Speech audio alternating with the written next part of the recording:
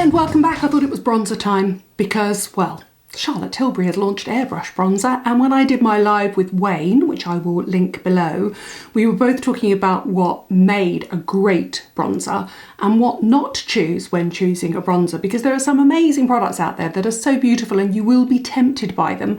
I'm not saying don't buy them, just don't choose them to be your primary bronzer. So what do you want from your primary bronzer? Well, Wayne Goss and I agreed with each other, which is good to know.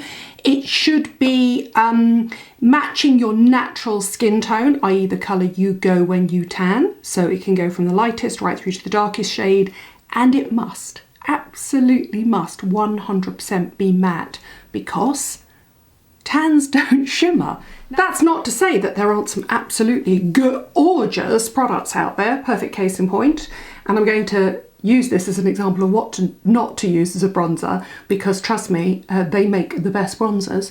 And that's this gorgeous palette. This is the new Terracotta Route d'Onde, my French is so bad, range. And it's just the most beautiful thing you've ever laid eyes on, and it's in this beautiful wood palette. I mean, it's just absolutely exquisite. And the only reason I'm saying that you are going to be tempted to use that as a bronzer is because, look, at least a third, half of it is a bronzer. However, that is an all over face shimmer to be used on the high points and on the cheeks, unless you can actually get in, just use the bronzer, just use the highlighter, or just use the blush in the middle, which nobody can. So keep this for high points. This is your sort of summer glow illuminator, but it's not a bronzer. This is what a bronzer should look like. Perfect case in point.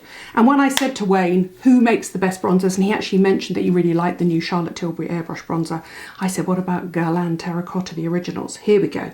This is Guerlain Terracotta Matte, and that's the absolute key. And it comes in different shades. This is the medium, it's my shade, and it's just absolutely flawless. I think when it comes down to it, Guerlain were the first people ever to master the bronzer and to bring the idea of a bronzer as a makeup staple to the fore. And it's flawless, absolutely beautiful, comes in different shades. They'll do various, every year they do a terracotta collection, and they'll tempt you into that beautiful bronzing summery look. This, however, is the absolute classic that you need as your bronzer. This is fun. This is a staple. Other people that do them really well, Chanel now have a bronzer as part of their Le Beige, and this I think is medium light. Slightly too light for me, but absolutely beautiful. Again, matte. They'll have different products within the Le Beige range, which is actually a sort of chic, slightly lighter skinned, because Chanel always err on the side of lighter skins. It's a chic, lighter skin version of the terracotta range. So it was originally created as being the light, no makeup look. Obviously they've got the classic bronze universelle, which isn't universal at all. It's only for lighter skin shades. But if you prefer a powder version, there you go. That is the Le Beige, and that is their just Le Beige medium light. Healthy Glow Luminous Powder. There are some classics around as well before I get onto the Charlotte Tilbury one. The one I mentioned that I always go back to is Benefit Hoola, and that's my shade. That's the original shade. However, it also comes in two different shades now. It comes in a lighter and a darker shade, which it needed to do, obviously. And then I've got one here. I bet this has been discontinued. This is a Dolce & Gabbana one, and it's just called the Soleil Bronzer. And I mean, I picked it up because I like the packaging, but that's an absolute classic. I do quite like that sort of orange undertone. It's very interesting. The warmer and deeper your skin is, the more you'll go for a peach orange undertone. The cooler and lighter your skin is, the more you'll go for a slightly pinker undertone. And that's one, and I mean, it tells you how often I actually use bronzer, which is not often at all. I mean, I've got big cheeks and I like a lot of blusher, but I'm lazy. I'm not necessarily a bronzer girl. This probably is 3 or 4 years old. Powders keep forever, don't worry, don't panic, despite the fact that it says 24 months after opening on the back, and you can still actually see the imprint of Dolce & Gabbana on it. Now, here's what I tend to use. I, as you know, I'm obsessed with the bronzer blush combo, and the reason I'm obsessed with the bronzer blush combo, and I was talking to Joe Good about this because Joe uses the Chanel Universelle, which tells you how light it is, because she's white blonde hair and blue eyes, so it's not actually a universal shade, and they really did need to bring it out in different shades when they reformulated it. It's slightly more hydrating, by the way. I like this because it basically takes the idiot-proof guesswork out of teaming your blusher with your bronzer, because the brand does it for you. And this is NARS Laguna, one of my all-time favourite perfect matte bronzers that I also use as an eyeshadow, having learnt from Sam Chapman, and Orgasm, which is my perfect summer, love it, suits all skins, suits all skin tones, suits all skin colours, shimmery, soft shimmery, peachy blush. The one I'm currently using though is a Bobbi Brown one. This is the Bobbi Brown Bronzing Duo, and I know it comes in medium Santa Barbara and Golden Light and Maui when I'm medium and Santa Barbara. It's a bit, may I just say, it's a matte version of my NARS one, but I feel like it hasn't got the same pigment payoff as NARS. I think it's slightly lighter, but I do like the packaging. And this season they've done Bronzing Powder Duo Golden Light and Antigua, which is they don't give a lot of pigment, but they are really lovely. Kind of makes them idiot proof. And I'm going to do my bronzer now for you to show you how to do it. And I'm going to use the new Charlotte Tilbury one.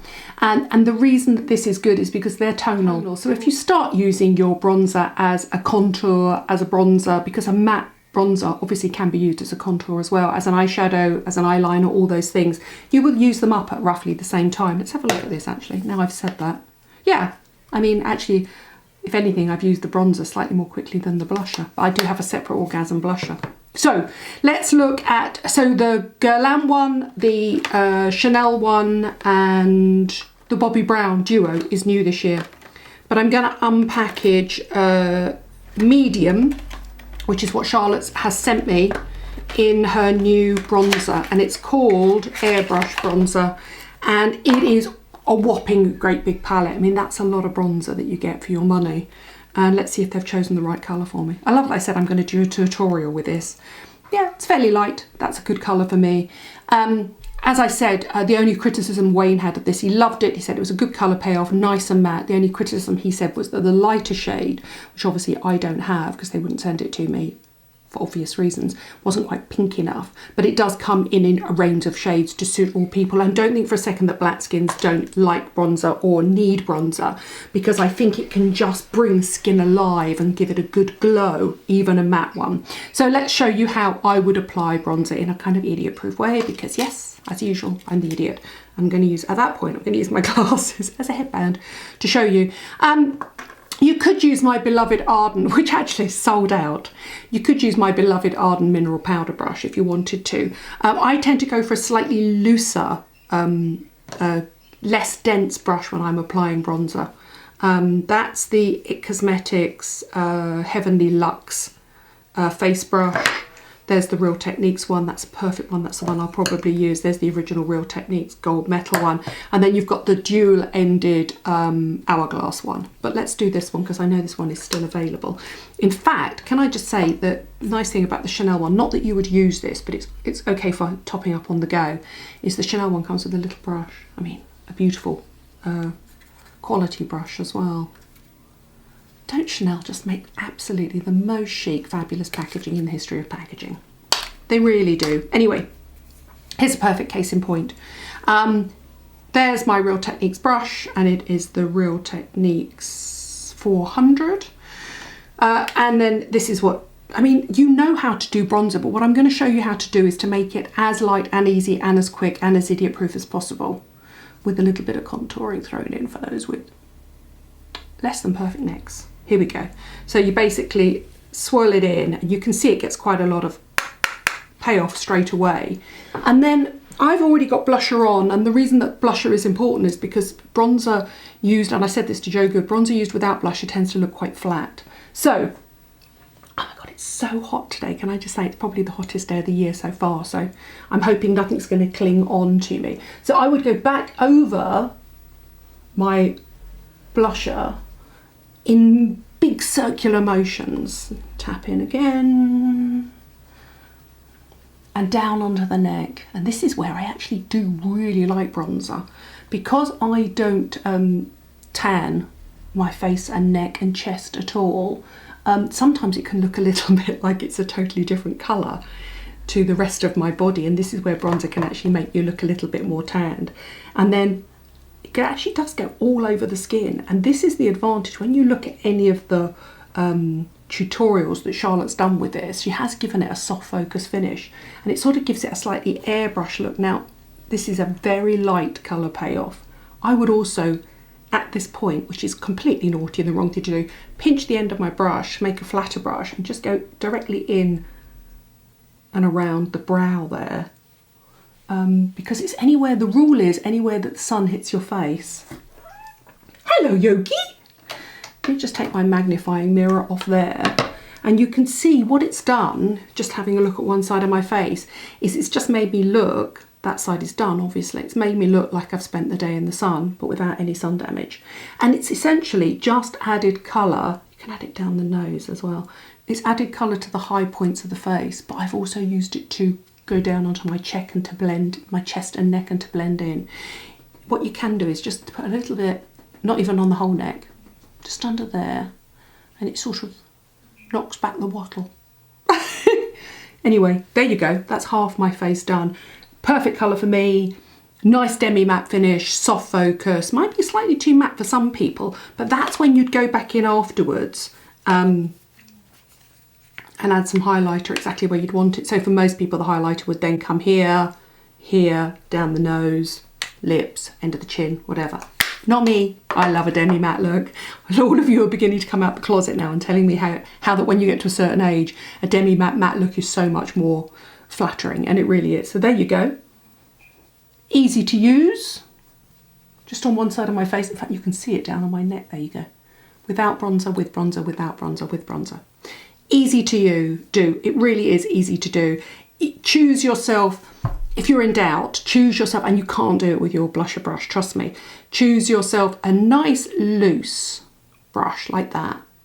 You'll get a much lighter finish. Do you remember I was saying in my last video that the thicker and more dense and shorter the brush is, the more controlling it is, the more dense the application of the product. Choose a nice loose brush like that, and you'll get a nice loose lightweight finish. So easy to use. I don't know why I don't wear it more often. I really don't. It's crazy. That's the new Charlotte Tilbury bronzer. Charlotte, I like it. Do you know, it's very interesting. I have to make a confession here. I don't like her blushers, and I don't like them because they've got two different colours in them, and I only really want that sort of centre hit of colour. I don't want the shimmer around it because I'm not really a shimmer fan.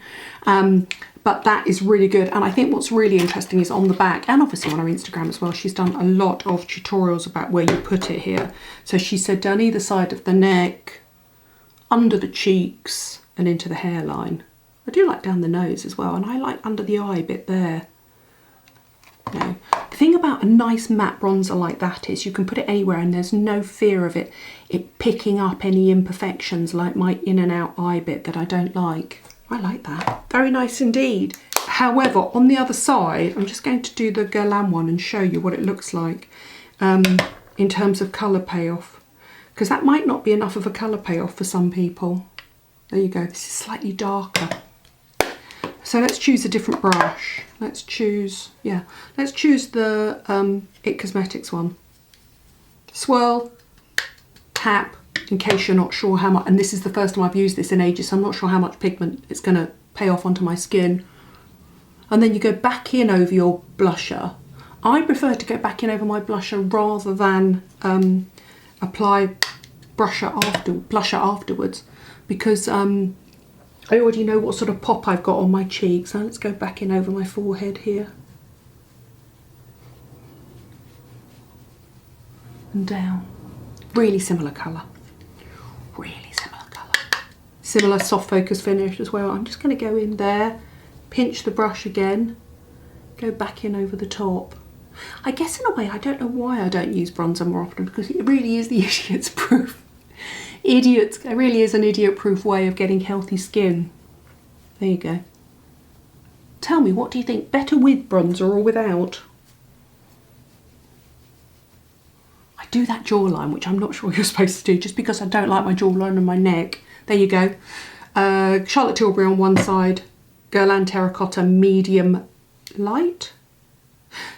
Yes, so Charlotte Tilbury medium on one side, medium light on one side, Guerlain terracotta medium on the other side, both very similar. Wouldn't surprise me if they were sourced from the same factory. I'm sure there's a factory somewhere that does great bronzers. Anyway, that's it. Don't overthink bronzer. It's easy, and actually I should do it more often, because if you're feeling grey and you're feeling a bit sort of dull and your skin's a bit sort of pale and pallid and uninterested or ashy, then a bronzer is a really good way to bring it back to life, to give it a really good pop. The other thing I'm noticing when I look in that mirror there is, oh, yeah, perioral dermatitis has popped back up again. Oh, deep joy, lovely.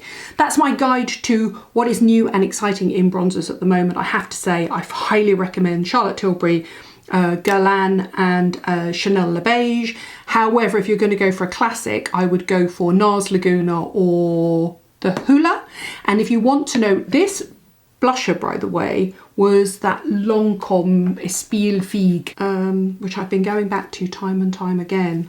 I always lose those mini brushes. FIGUE ESPEIGLE. Do you remember?